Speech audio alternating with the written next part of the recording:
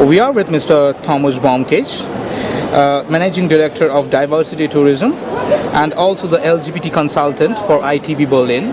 We are on the third day of ITB Asia out here in Singapore, speaking to him about the lucrative prospects and the energizing prospects of LGBT tourism in the world. And we are really happy about the recent scenario of LGBT tourism. Mr. Bomkes, how are you doing today? Yeah, I'm very fine. Would you like to share some of the excitement about the recent enhancement of the LGBT tourism in the world and also in Berlin? How are you looking forward to it? To ITB Berlin, yeah. I think the movement with the LGBT tourism is very good at the moment. We see this in ITB Berlin, that we have more and more exhibitors every year from destinations, from hotels, airlines. So more and more destinations realize that this is a very good market to place their products and services in the LGBT segment. And we also see this here in ITB Asia. So we started this 4 years ago here in Singapore, and we see we have a little boost here only, not like so big. Berlin is much bigger, of course, than here in Singapore, but we see that it's more and more interest here every year in Asia, and that the people have are not so afraid anymore. So in the first years it was really like, oh, gay people, what are they doing here? Is it really necessary that we have it here? And now we see every year it's more relaxed with us, and they come and ask questions, and we see a lot of interest from different states, countries here in Asia, from India, and not only from Thailand or Bali or somewhere you can expect it, also from like India or Cambodia, Vietnam. So a lot of countries are really interested and ask us the question, how can they promote their destinations and hotels in the market to the LGBT market globally. Fantastic. Speaking about the recent responses that you are getting for Pink Pavilion, is it really hopeful for the recent future? And would you like to expand the pavilion in ITB Berlin? Yes, of course. We do this every year. So in Berlin, it's definitely growing every year. So we have a lot of requests from around the world, and we are usually a few months before we are fully booked and we have no space, and we have to try to getting bigger in ITB Berlin. But the problem is that they don't have the ground really, because ITB Berlin is getting so popular, more popular every year in general, not only in the LGBT movement. So it's really hard to get more space in the fair in Berlin. Fantastic. Would you like to share some of your experiences in terms of challenges when you first took up the LGBT pavilion and LGBT consultant as an LGBT consultant, and how you actually overcame those challenges to promote this niche sector in the travel and tourism? Yeah, of course there are a lot of challenges. When I look back at my 20 years of experience, there are a lot of challenges in destinations but also in hotels, for example. Because some hotels think, oh, we just say we are gay friendly and then people are coming to me, and that is not the case. You really have to be active a little bit when you want to become a gay friendly hotel, for example. And the most important thing for hotels is to train the staff, especially when two gay men checking in at the reception, that they're getting asked what they want, like two single beds or a king bed, what they have. That is usually people think, okay, when two men are checking in, I will give them single beds. Even if you requested something else before, you are checking in, and somebody thinking at the reception, oh no, two men, we have to separate them.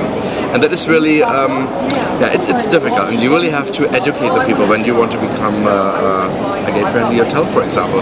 And that is a challenge globally. You find this problem not only in Asia, you find it in the US, you find it in Germany, you find it everywhere. And that's all about education.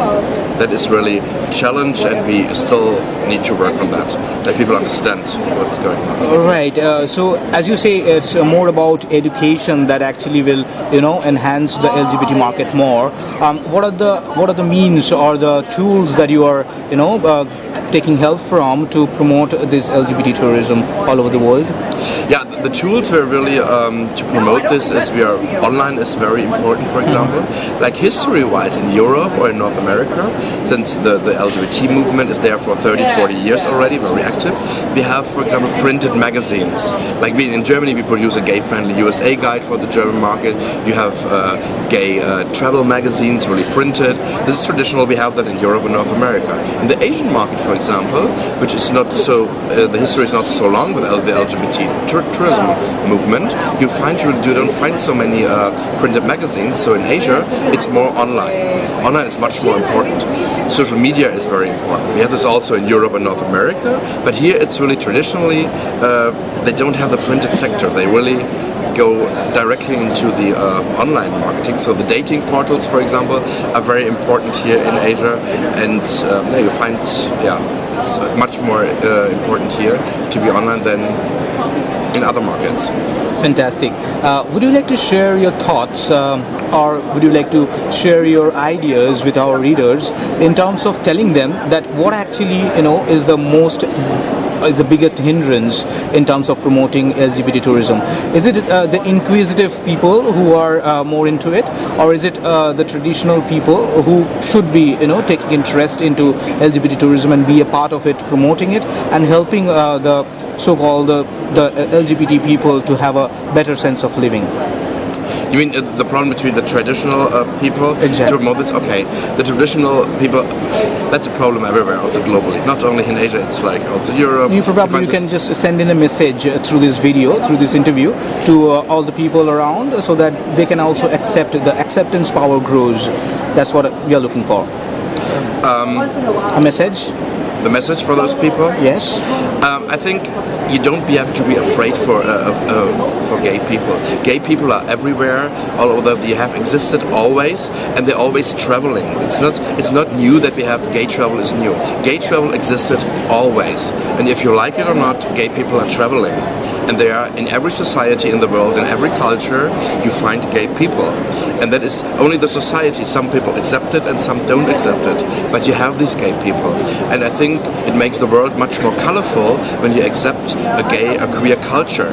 Because it is colorful and it's hurt nobody. It's just, even if two men raise children, the children have totally no problem with that. They have two daddies or two moms, and the children are happy with that, really. And it's not to say that they becoming gay or lesbian as well, because they're just happy with their two dads. Fantastic. And love is really much more important than hate. And I think everybody loves each other, and it's not a big problem.